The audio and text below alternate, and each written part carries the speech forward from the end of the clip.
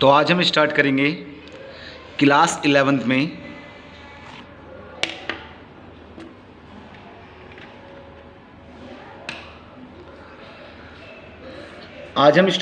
Class 11th में states का सबसे फर्स्ट चैप्टर। 11th में दो बुक्स हैं आपकी, एक है माइक्रो इकोनॉमिक्स, एक है स्टेट्स। तो आज हम स्टेट्स का फर्स्ट चैप्टर स्टार्ट करने जा रहे हैं। फर्स्ट चैप्टर का नाम है significance of states in economics. तो सबसे पहले इकोनॉमिक्स क्या होता है। इकोनॉमिक्स को हिंदी में बोलते हैं अर्थशास्त्र। अर्थ का मतलब होता है धन, शास्त्र बने विषय, धन का विषय। तो अर्थशास्त्र क्या करता है, धन संबंधी क्रियाओं का अध्ययन करता है, इकोनॉमिक एक्टिविटी को स्टडी करता है। तो economics is a field of study which deals with economic activity. Economics वो है जो इकोनॉमिक एक्टिविटी को स्टडी करती है, ठीक है। एक और डेफिनेशन है, economics is an inquiry into the nature and causes of wealth of nations. ये लिखी थी एडम स्मिथ ने। एडम स्मिथ कौन है, fathers of economics, father of economics. तो उनके अनुसार economics is an inquiry, economics inquiry करना है किसके बारे में, nature and causes of wealth of nations. Nation माने देश, देश को चलाने के लिए क्या चाहिए, पैसा चाहिए। देश को चलाने के लिए पैसा चाहिए। वो पैसा का नेचर क्या होगा, नेचर माने टैक्स से इकट्ठा होगा, बिना टैक्स से इकट्ठा होगा, और कहाँ कहाँ किन कारणों से इकट्ठा किया जाएगा, कहाँ कहाँ खर्च किया जाएगा, किन कारणों से खर्च किया जाएगा, ये जानना इकोनॉमिक्स है। इकोनॉमिक्स इंक्वायरी करना है nature of wealth of Nations and causes of wealth of Nations, ठीक है। अब आता है ब्रांचेस ऑफ इकोनॉमिक्स। इकोनॉमिक्स की दो ब्रांच है, माइक्रो इकोनॉमिक्स और मैक्रो इकोनॉमिक्स। माइक्रो इकोनॉमिक्स क्या है, माइक्रो 11th में है, मैक्रो 12th में है। माइक्रो मीन्स स्मॉल, माइक्रो जो बना है माइक्रो से बना है, इसकी मीनिंग स्मॉल होती है। तो micro economics is a branch of economics which deals individual variables. Economics की वो ब्रांच जो इंडिविजुअल वेरिएबल को डील करता है, एक एक वेरिएबल को डील करता है, क्या कहलाएगा, माइक्रो इकोनॉमिक्स। जो इंडिविजुअल को डील करेगा, जैसे demand of A commodity by person, एक पर्सन डिमांड करता है, क्या कहलाएगा, micro. Supply of A commodity by firm, एक फर्म कंपनी सप्लाई करती है, क्या है, माइक्रो। अब मैक्रो इकोनॉमिक्स क्या है, macro economics is a branch of economics which deals economy as a whole. Macro economics वो ब्रांच है पूरी इकोनॉमी को, पूरे देश को एक साथ डील करता है। अगर इंडिविजुअल वेरिएबल डील कर रहा है तो माइक्रो है, पूरी इकोनॉमी को डील कर रहा है तो मैक्रो है। एग्जाम्पल, नेशनल इनकम पूरे देश की होती है, मनी सप्लाई पूरे देश में होती है, एग्री डिमांड, पॉवर्टी, अनएम्प्लॉयमेंट। अब आगे आता है यहाँ पर इकोनॉमिक एक्टिविटीज़ क्या है भाई।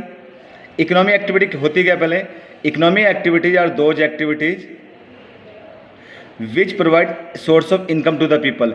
इकोनॉमिक एक्टिविटी वो हैं जो इनकम देती हैं, क्या देती है, इनकम, ठीक है। और इन्हें नेशनल इनकम इंक्लूड करते हैं। जैसे labour done by a worker in A factory, एक लेबर फैक्ट्री में काम करे, पैसे मिलेंगे, तो एक इकोनॉमिक एक्टिविटी होता है। वो एक्टिविटी जिनसे मनी की इनकम मिलती है, मॉनेटरी इनकम मिलती है, जैसे प्रोडक्शन, कंजप्शन, इन्वेस्टमेंट। अब प्रोडक्शन क्या होता है, कच्चे माल को तैयार माल में बदलना, कच्चे माल को तैयार माल में बदलना प्रोडक्शन कहलाता है। तो प्रोसेस ऑफ कन्वर्जन, प्रोसेस करना, conversion, the process of conversion raw material into finished goods, raw material को फिनिश्ड गुड्स में बदलना, क्या कहलाएगा, प्रोडक्शन। क्रिएटिंग यूटिलिटी, यूटिलिटी माने इसमें उपयोगिता हो। जैसे अगर मैं कागज़ ये वाला फाड़ दूँ उल्टा सीधा, मैंने कहा हो गया कुछ तैयार, ये नाव बना दूँ, इस कागज़ की नाव बना दूँ, क्या असली में उसका यूज होगा, नहीं होगा। तो रॉ मटेरियल को फिनिश्ड गुड्स में कन्वर्ट करना, उसमें यूटिलिटी डालना, उसमें किसी चीज़ का यूजेस डालना, क्या कहलाएगा, प्रोडक्शन कहलाएगा। तो production, process of conversion of raw material of finished goods में कन्वर्ट करना, क्या कहलाएगा, प्रोडक्शन। प्रोडक्शन किन किन फैक्टर से किया जाता है, प्रोडक्शन करने क्या चाहिए, land, labour, capital, entrepreneur. Land, labour, capital, entrepreneur. ज़मीन चाहिए भाई प्रोडक्शन करने के लिए, हवा में तो होगा नहीं, कोई फैक्ट्री खोलने के लिए। लेबर भी चाहिए, चाहे मालिक खुद लेबर करे। कैपिटल माने पैसा भी चाहिए।